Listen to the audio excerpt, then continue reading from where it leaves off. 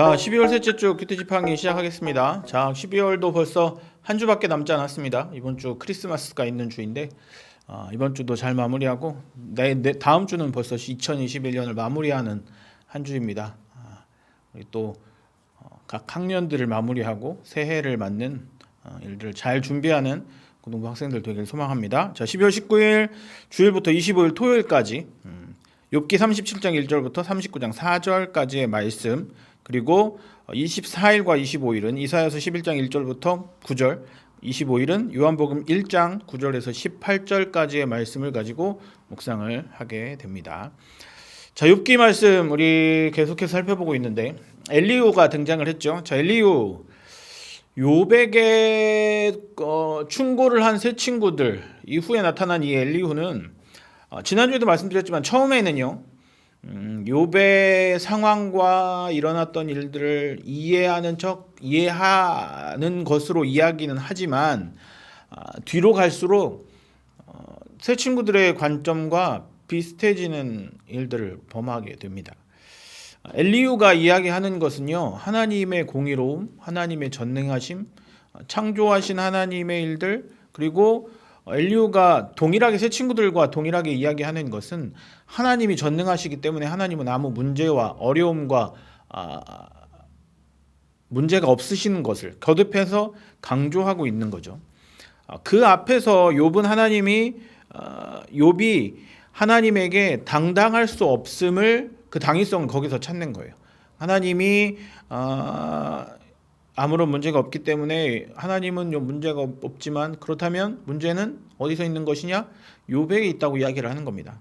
그래서 하나님 앞에 욥이 그렇게 당당하지 않아야 한다, 당당한 것은 잘못된 것이다 라는 것을 엘리후는 계속해서 이야기하는 것이죠. 그러면서 욥이 계속해서 당당하게, 하나님, 나는 잘못이 없는데 하나님 왜 나에게 이런 일이 일어납니까? 라고 계속해서 이야기하는 것 잘못된 것이고, 겸손하게 하나님의 인도하심을 구해야 한다. 그것이 바른 욥의 태도다. 욥의 상황이 연단의 가정이고 욥이 잘못했기 때문에 계속해서 새 친구들이 이야기하는 것이 무엇이었냐면 인간의 기준, 규칙, 그리고 법칙, 그리고 도덕적인 규범, 그것들을 계속해서 이야기하는 새 친구들이었잖아요. 동일하게 엘리후도 그것을 이야기하는 겁니다.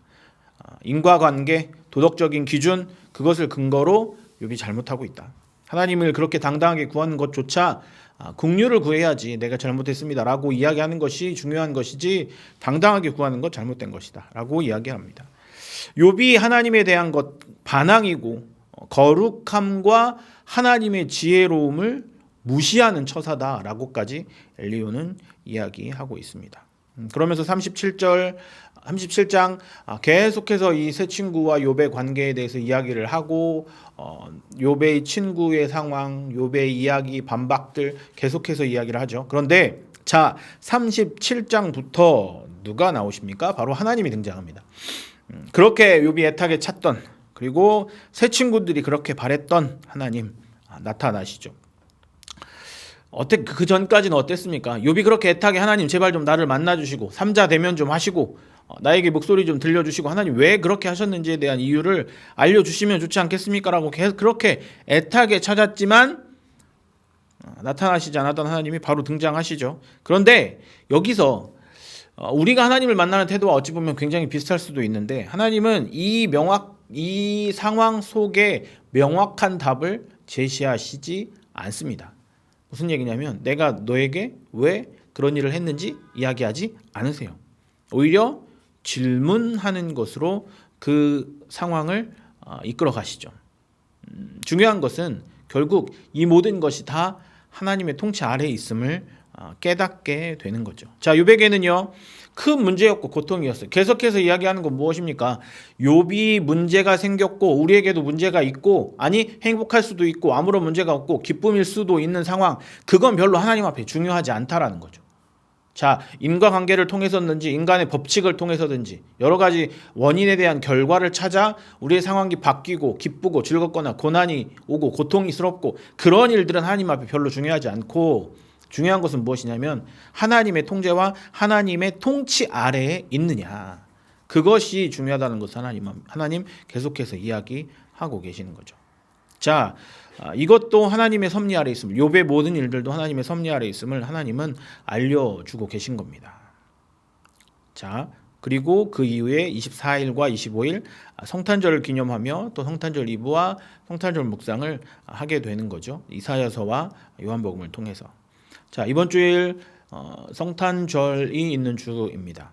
이 모든 것이 하나님 예수 그리스도의 탄생뿐만 아니라 욥에게 고난이 닥쳐온 그 상황도 하나님의 섭리 아래에 있음을 우리가 깨달아서 엘리후의 충고가 어찌 보면 이 시대를 살아가는데 좋은 방향이 되지 않을까 싶기도 합니다. 무슨 얘기입니까? 겸손하게 하나님의 일들을 구하는 것도 지혜로운 방법이다 생각되는 거죠. 이번 한 주도 2021년을 마무리하는 한 주가 이제 다음 주에 시작이 되는데 겸손하게 하나님의 일들을 구하는 한 주가 되시길 주님의 이름으로 간절히 축복합니다.